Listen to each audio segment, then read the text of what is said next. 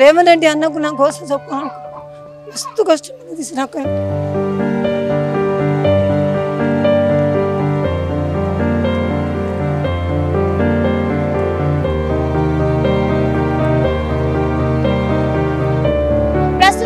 రామేశ్వర్పల్లిలో ఉన్నాం, కామారెడ్డికి దగ్గరలో ఉన్నాము.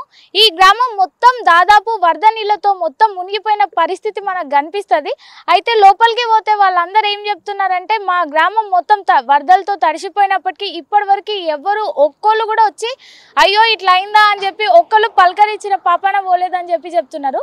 మనం మన వెనకాల చూసుకుంటే అవి డబుల్ బెడ్రూమ్ ఇండ్లు మొత్తం వరదలో మొత్తం కొట్టుకుపోయినాయి. దాదాపు ఒక 3rd ఫ్లోర్ వరకు వాటర్ వచ్చేసి ఉన్నాయి. ఇప్పటికీ 3 రోజులు కంప్లీట్ అయినప్పటికీ ఇప్పటికీ కూడా వాటర్ ఇంకా క్లియర్ అవ్వలేవు. అక్కడ నుంచి జనాలు బయటికి రావద్దామని చెప్పి కూడా లేని పరిస్థితి. వాళ్ళు తార్లు వేసుకొని వాళ్ళని తీసుకున్న పరిస్థితి 2 రోజుల ముందు ఉండేనంట.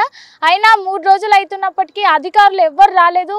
కనీసం మేము ఇట్లున్నాము మాకు ఇట్లుంది అని చెప్పి చెప్పుకోవడానికి కూడా ఎవరు లేకుండా పోయినరు. మాకు ఓట్లు అడిగేటప్పుడు వస్తారు అని చెప్పి అక్కడి ప్రజలు చెప్తున్నారు. వాళ్ళ మాటల్లోనే ఇందాం. ఫస్ట్ వాళ్ళు ఏం మాట్లాడుకుంటున్నారో అసలు ఏం జరిగింది ఊర్లో చూద్దాం.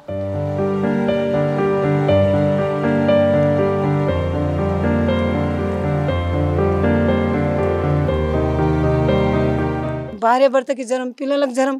మా పిల్లలు ఎట్టుపోయినరో ఏమో పాపం.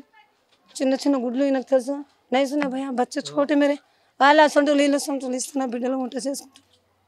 ఏదో అయ్యా మీ అసంటులు ఇస్తానని పేదదాన్ని చెప్పలేరు అక్క, చెప్పలేరు, తెలియలేదు కూడా. నిన్న ఆగు వాళ్ళు చెప్తుండ్రు వెళ్ళిపోయినాక రేవంత్ రెడ్డి అన్నకు నా కోసం చెప్పుకోను మస్తు కష్టం తీసినాక నాకు 3000 నేను ఏం చేసుకోవాలి చెప్పు. నా పిల్లలకు ఫీజులు కట్టుకోవాలన్నా, ఇంట్లో తిండి తీసుకోవాలన్నా, పిల్లకు రైకల్లో ఉన్నా పైజాములు ఉన్నాయి.